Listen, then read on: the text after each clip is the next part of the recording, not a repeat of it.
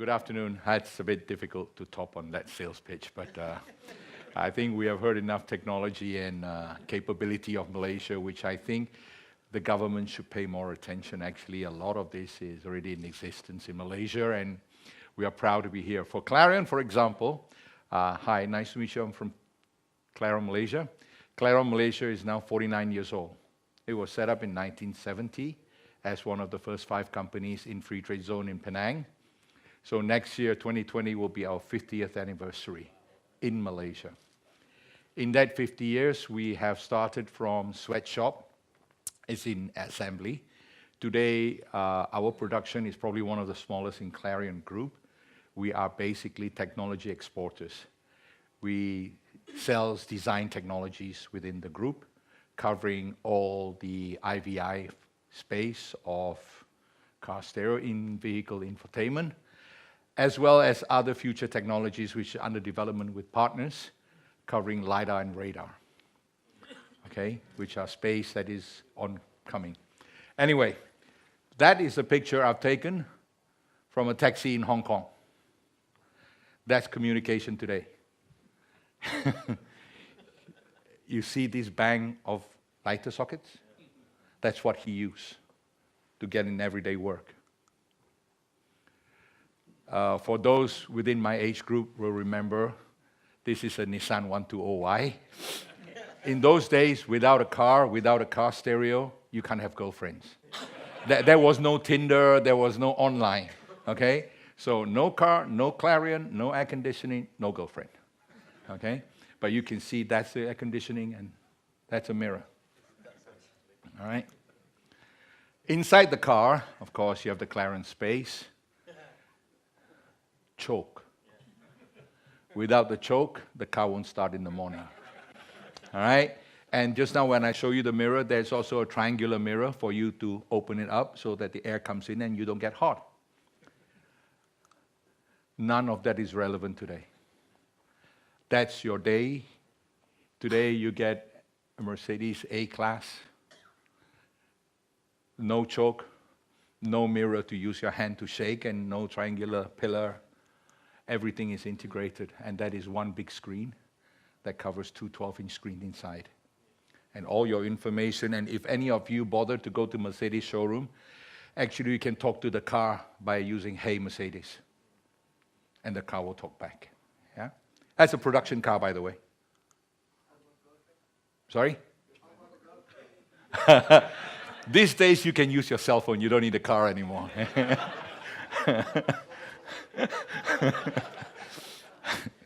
And serious, honestly, in our time, no car stereo, no girlfriends. That's as simple as that.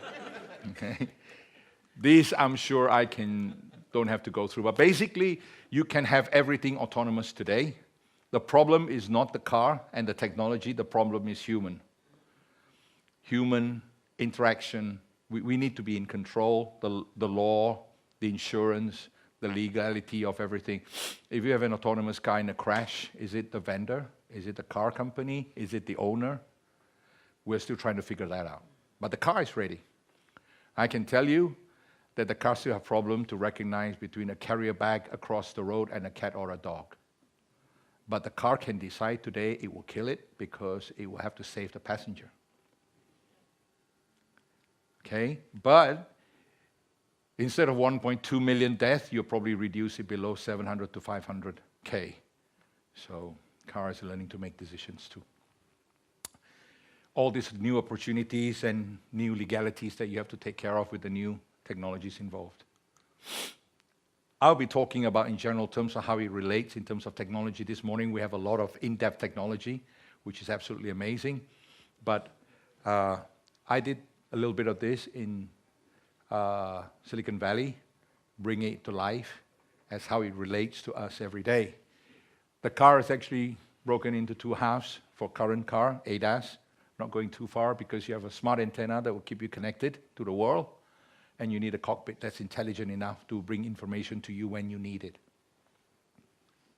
The communication to the world will give you your CV2X. Yeah? Camera. That will replace your door mirror. But unfortunately, you have a problem because your eyes, 70% of the people can have depth vision, 30% don't have.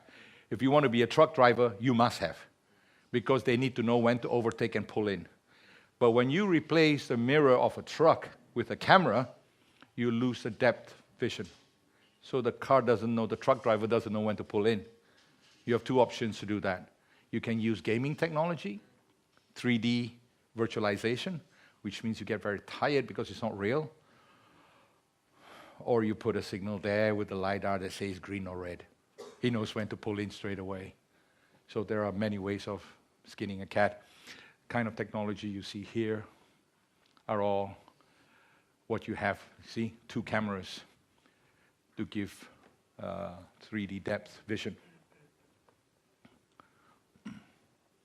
We were actually demonstrating autonomous parking and what they call concierge parking for cars, autonomous. It's slow speed as well. But basically, it needs a lot of information to do that, and your cell phone and the car has got its own communication through their own SIM cards to be able to do all of that. Your entertainment nowadays, I mean, the good old days, you got your CDs and then your DVDs. Now you're streaming from Netflix at HD. So that is, and the car stereo is the same price. The car stereo price hasn't increased since, okay? There's something wrong there. HUD, okay? You can see the position, changing lane and all that. And as your head moves inside the car, the vision moves, because if it doesn't, then you'll be in the wrong lane. This technology is a projection on a full windscreen, not the small one. It's a full windscreen with depth going 2 meters ahead of your car, of your windscreen, so that the depth is focusing is easier. A lot of problem because of speed. Your brain is very smart. And if this projection is lowered by a few hundred milliseconds, you start to get motion sickness because your brain recognizes it's not real time. And a lot of this have to stop right now in terms of testing, because everyone get motion sickness because of the hundreds of milliseconds of delay. So when you're talking about speed, this is becoming critical. And this is projection on the full windscreen. That means the guy driving will see this, this, and this. And as he moves his head, the whole picture changes according to his depth of his vision position. So that to happen, currently the whole program is stalled because we need faster processing speed to make that happen. That's the amount of sensors in the car today. Audi A8. If you go into have a look on YouTube, have a look at Audi A8 technology, you will see things that scares you. The car will even tilt on a side impact to have more metal area being hit than glass. It will do all sorts of things by itself.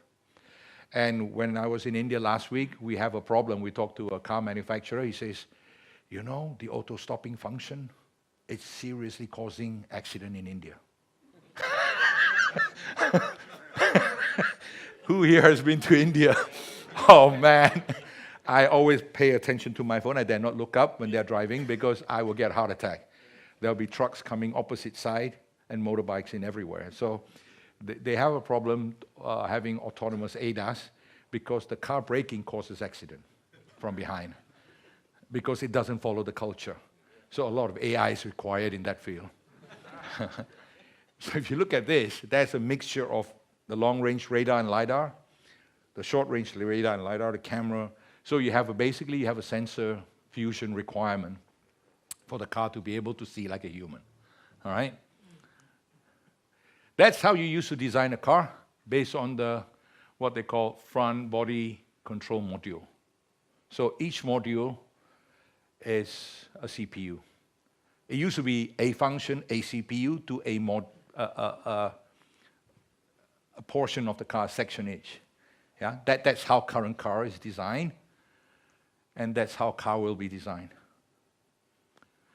Central processing unit with redundancy, what they call virtual domain controllers. And you have all the outputs and inputs to your drivers and your cars, and the communication, and the sensors coming in. And the sensors has to be dumb. Why?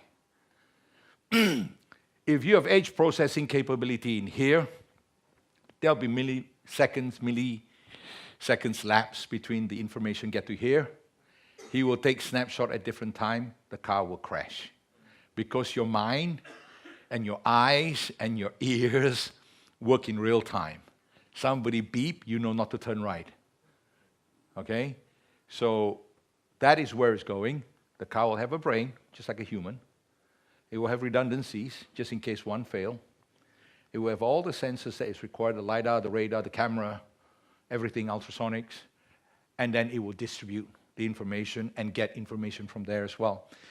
In other words, if a car on a 3-lane turning right, only the outside lane has a truck, tong sampah collection. All the traffic on the outside lane will have the information that there's a truck in front. The other two won't. In real time, in 5G, with minimum latency.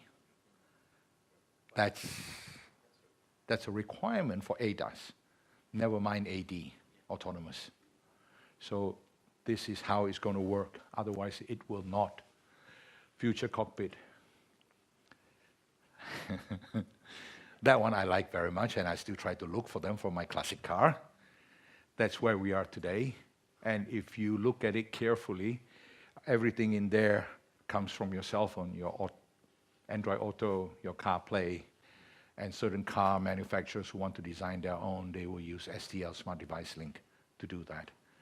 So with the Smart Device Link, they have their own server behind, then the car production facilities is actually in touch with every car. For example, anyone here know Nissan Leaf? Yeah. Yes. Nissan Leaf, every Nissan Leaf since production until today is connected to Nissan factory worldwide. And they will change their program over time, and every car in the world will be upgraded at the same time. In other words, if you have a study on the driving behavior on the gear ratio, when they upgrade, every car will be upgraded at the same time, but with the personalized data inside the car. This is done, I think, 7 or 8 years or longer ago, courtesy of Clarion. Never mind, we never made any money out of it, but we did do it together with Hitachi Japan, and it was the start of the communication of the connectivity of the car. This is what we have to deal with in the car today. The automotive requirement, the consumer electronics requirement, and the telecommunication requirement. Who plays Pokemon Go? Right. Pokemon Go is a worldwide phenomenon that starts and finishes in 6 months. And if you're my age group, you probably have 9 months because you start slow and you finish slow. That is a worldwide phenomenon in 6 months. That means your internet life of a project is 6 months.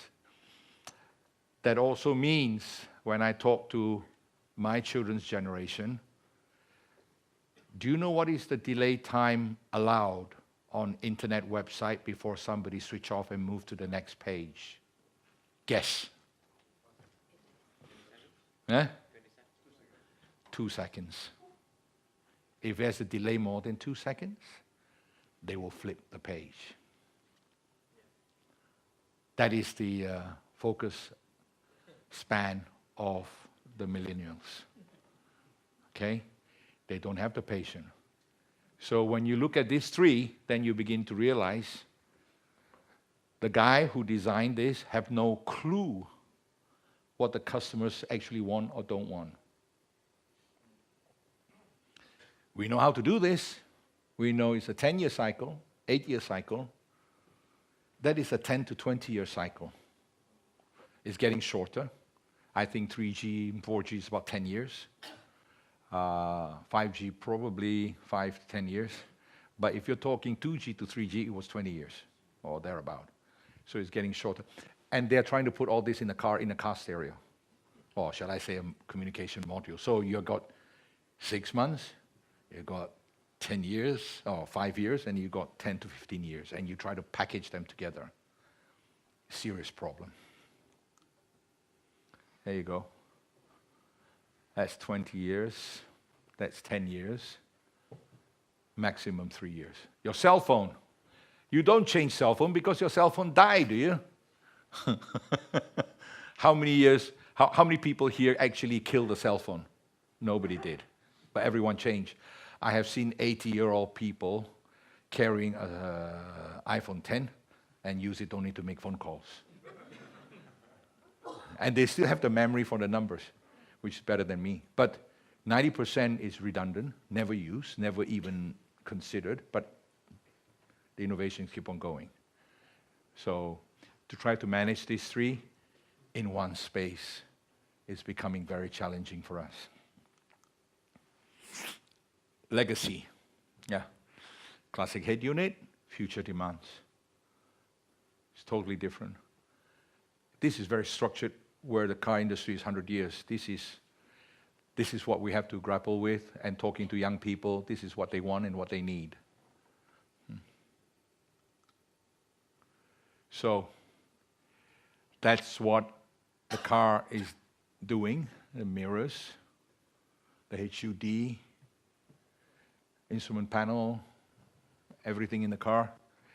And it has to go through a gateway where the customization is talking about. Because can you imagine if all the yellow taxis in New York has been hacked as an EV, all carrying 60 to 100 kilowatts of battery going towards the White House? You don't need suicide bombers anymore. That's one serious question. So now we're working in blockchain, we're working in all sorts of customization to stop this. Because every car, every EV is a bomb. Basically, it is a bomb. Okay? That gateway is to stop. Physical gateway is to stop whatever you want to stop. You still get that. Fortunately, or unfortunately, whatever it is, but Clarion is acquired by 4Asia, which is one of the six largest tier 1 in the world. If you look at the new cockpit of the new car, which is under mobility, it doesn't have steering.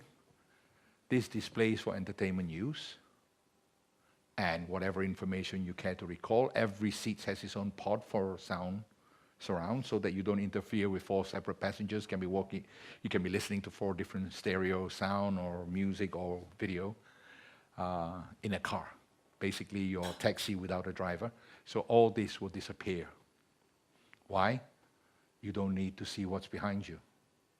The car takes care of everything. So what I'm showing you is basically the problem I'm trying to deal with within the next 5 years to 10 years. Beyond that, it's a different set of problem. And we're working on 2 at the same time to deliver. Everyone talking about CV2X. Basically, you have vehicle to vehicle, which I will show you how this works. Vehicle to infrastructure. Vehicle to pedestrian. Vehicle to network. Just to tell you, for example, they have just come out with the most powerful Camaro, 700 over brake horsepower, and the car is not allowed to be in Europe. Why? Because it's got underskirt in the front. That means pedestrian will get the feet cut off in an accident. So the car is not allowed in Europe. Okay? So a lot of pedestrian interactions is going to be in the future. Yeah? And this is when we talk to people like Qualcomm. Why? 5G. Otherwise, you'll be talking to Huawei.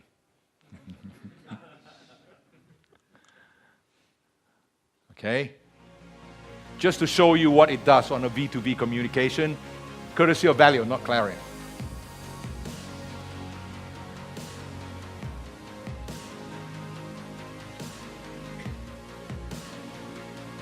It uses the camera of the car in front to see through. That means it's a vehicle to infrastructure communication to do that.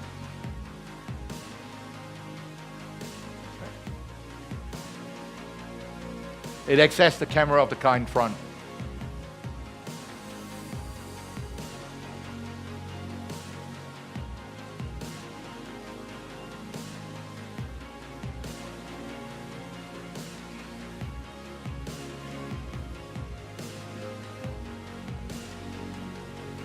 Remember, this is not autonomous.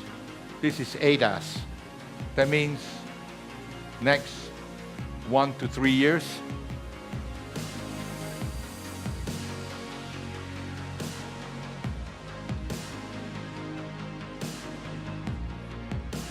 another major player in automotive technology.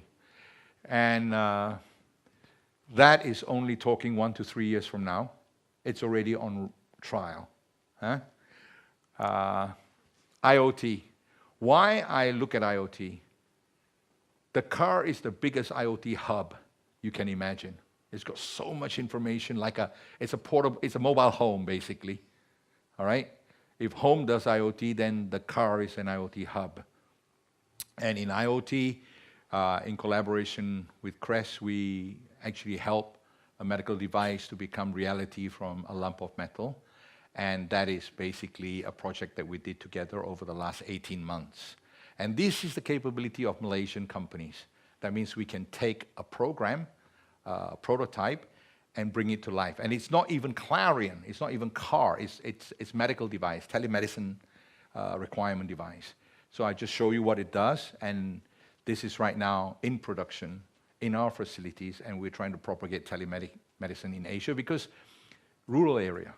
You don't have enough doctors, a nurse with a device and a cell phone should be able to do the job more efficiently. What if you could listen, see, and feel the power of a heartbeat in the palm of your hand? This is Stethi. Stethi lets you listen, see, and feel a heartbeat. When paired with your phone, it becomes a powerful health device. No longer just for use by health professionals, but something that can be used and understood by just about anyone. Our heartbeat is one of the most important diagnostic indicators of our health. It's an excellent marker of good health, but it can also warn us of potential disease. With the traditional stethoscope, you can't track or monitor this data over time, so all this precious and important information is being lost. We've designed something so simple and so powerful that enables you to manage your health in a way that you simply couldn't do with a traditional stethoscope. Stethi has to transcend culture and language, so we've hidden away all the complexity of the technology to allow you to focus to listen, see, and feel. And pushing down on Stethi streams your heartbeat right to your ears, just like a traditional stethoscope. The LED ring lets you visualize your heartbeat and other irregular sounds.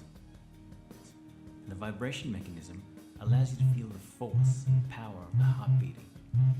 And we've created a truly immersive and powerful three-dimensional experience in a simple and elegant health device. So when you release Stethi, your heartbeat will be sent anonymously to our secure server. Our server will then analyze your heartbeat, will send back powerful insights and information. It's that simple. It's a lot like how Siri or OK Google works.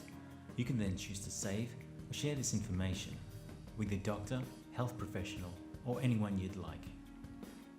We've worked with clinicians from some of the most prestigious clinics in Australia and around the world to optimize our algorithms, to ensure that Stethi gives us the highest quality advice. Stethi can compare your heartbeat today with a heartbeat taken yesterday, a week ago, or 2 years ago. Stethi can also compare your heart sounds with that of your father, mother, or grandfather. This is especially important for people with a family history of heart disease. This is something we could only dream of doing before, but it's so simple with Stethi. This information stored anonymously on our server can help to open up new research streams on a global scale. We're excited about Stethi, and I hope you are also. By backing our project, you'll be helping students learn to identify and understand heart sounds in order to make them more confident and better health professionals. And you'll be helping to ensure that Steffi can reach families in remote communities and developing countries around the world. And more importantly, you'll be empowering every individual with the opportunity to manage their health in a way that we could never do before. Steffi is a life-changing device and a life-saving device. It's made in Penang. It's taken from prototype to production by us in a year. And the next round is to find ways working with SilTerra on how to customize and ensure that everything is protected on this and future devices. Thank you. Thank you very much.